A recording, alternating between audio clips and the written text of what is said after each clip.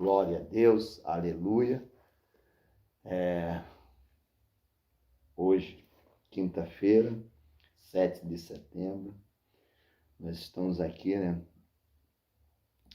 abrindo mais uma célula que Deus permitiu nós abrirmos nossa casa para estar recebendo, as pessoas, para nós estarmos em comunhão, porque a palavra do Senhor diz, que quão bom e maravilhoso é que os irmãos estejam em comunhão. Mas infelizmente não foi fácil para os profetas, para os discípulos pregar o evangelho, e não é fácil também para a nossa geração também, porque as pessoas estão priorizando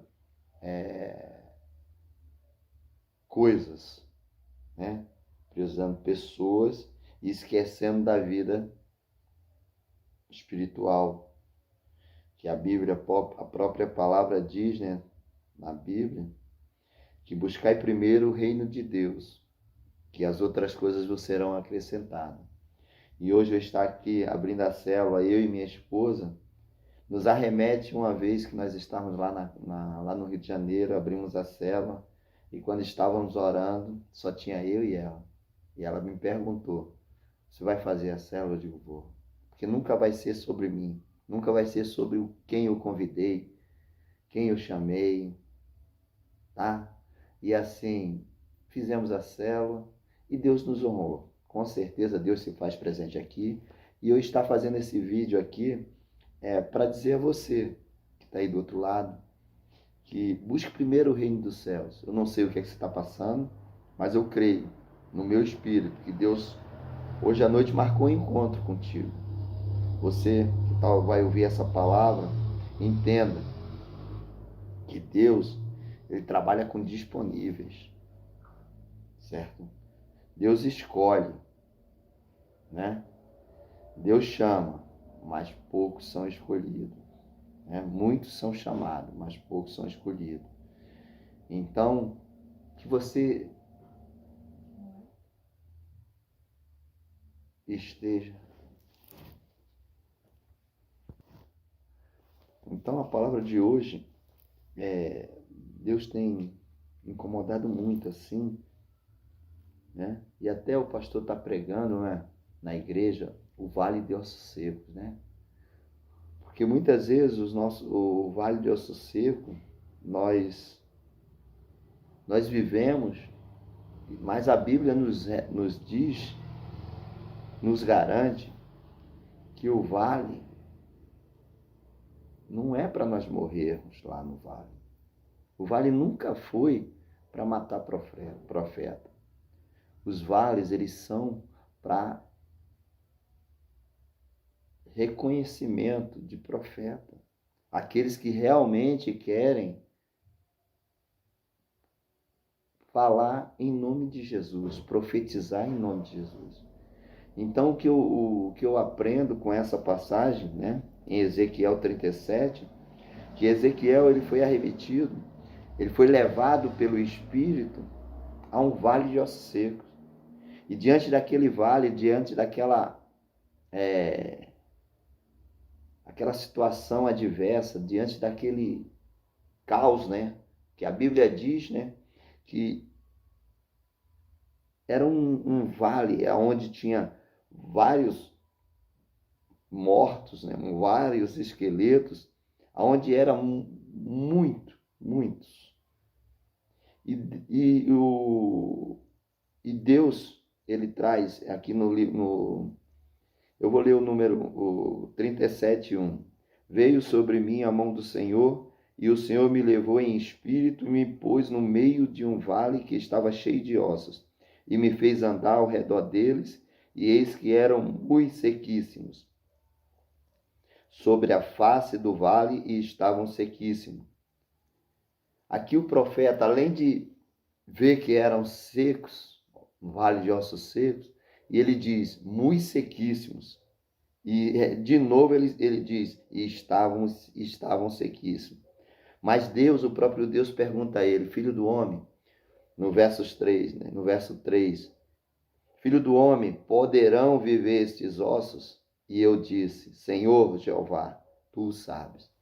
Então o profeta, Deus levou o profeta em espírito e o perguntou, né? Pode esses ossos reviver? Então, quando nós entendemos que o que nós estamos passando, né, não depende das nossas forças, depende do Deus que nós servimos, então essa é a diferença, esse é o diferencial. Se você colocar o que você tiver que fazer, você faça. Que estiver dentro da sua... Mas quando for a parte de Deus, não tenta ajudar, só confia, né? Porque a palavra do Senhor diz que sem fé é impossível agradar a Deus. Então, quando você tem fé, mesmo diante de uma situação adversa, diante de uma perda, diante de um decreto do médico, onde diz, olha, você não tem mais jeito, é inevitável, você está com esse problema, você está com câncer, você está com um problema de saúde, seu casamento não tem mais jeito. Quando você está diante desses ossos secos, eu não sei quais são os seus vales, mas eu creio que Deus pode mudar essa história. É só você ter fé. Porque a fé é a firme certeza daquilo que você não vê, mas você crê, porque existe um Deus que pode mudar aquela história. Deus pegou aquele vale onde só tinha ossos, e o profeta vai dizer, eram muito sequíssimos, e repetiu de novo, sequíssimos. Muitas vezes o que você está passando é algo assim muito, muito, muito difícil de ser revertido. Mas Deus é um Deus que restitui. Deus é um Deus que ele ressuscitou Lázaro depois de 4 dias. Então entenda, o Deus que nós servimos, ele não tem limite para poder. Ele é para o sol em favor de um profeta. Ele para tudo em favor do filho. Então entenda, Deus ele não quer saber do seu pecado. Seu pecado, ele ama o pecador. Então entenda, o que falam para você que não vai dar certo, o que dizem para você, olha, não tem jeito. Não as pessoas que falam para você são as pessoas que te amam, mas que vê com os olhos carnais que realmente não tem jeito. Mas você serve um Deus, você sabe que existe um Deus que pode mudar a tua história. Pode mudar a sua história, pode mudar a minha. E eu creio, mesmo diante de tudo adverso, eu creio que Deus já mudou a minha história. Eu só tenho que entender que é tudo no tempo de Deus, né? E quando o profeta fala, olha,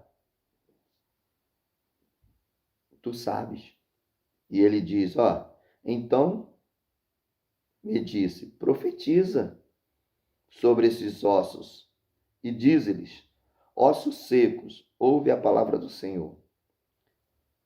Assim diz o Senhor Jeová a estes ossos, eis que farei entrar em vós o Espírito e vivereis. O profeta não foi covarde.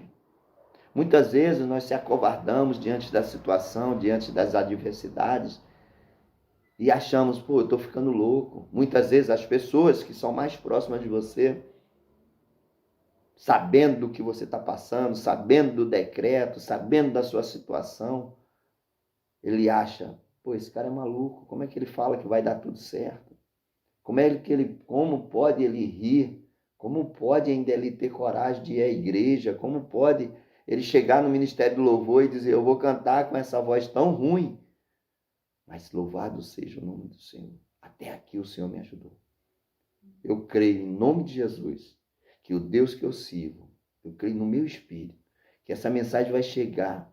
E essa pessoa que vai ouvir, eu creio que Deus vai estar mudando esse cativeiro, mudando esse vale. E você, quando estiver no manancial, quando você for curado, quando seu casamento for restituído, quando o seu corpo for restaurado, creia no teu espírito, foi a mão de Deus. Nunca vai ser ninguém, é Deus, porque só Ele pode mudar a minha e a tua história. E o profeta não se acovardou diante daquela situação. Ele profetizou assim como o Senhor mandou. Então, quando você olhar para a tua família, mesmo que seja a sua família, teu filho, aquele drogado, não importa qual seja, profetiza sobre a vida dele, tu és uma bênção. Profetiza sobre a tua casa, eu e minha casa serviremos ao Senhor. Profetiza sobre o teu casamento, mesmo seja um casamento deturpado, cheio de coisas, cheio de mentiras, cheio de cachaça. Profetiza. meu casamento é uma bênção. E creia, você profetizando,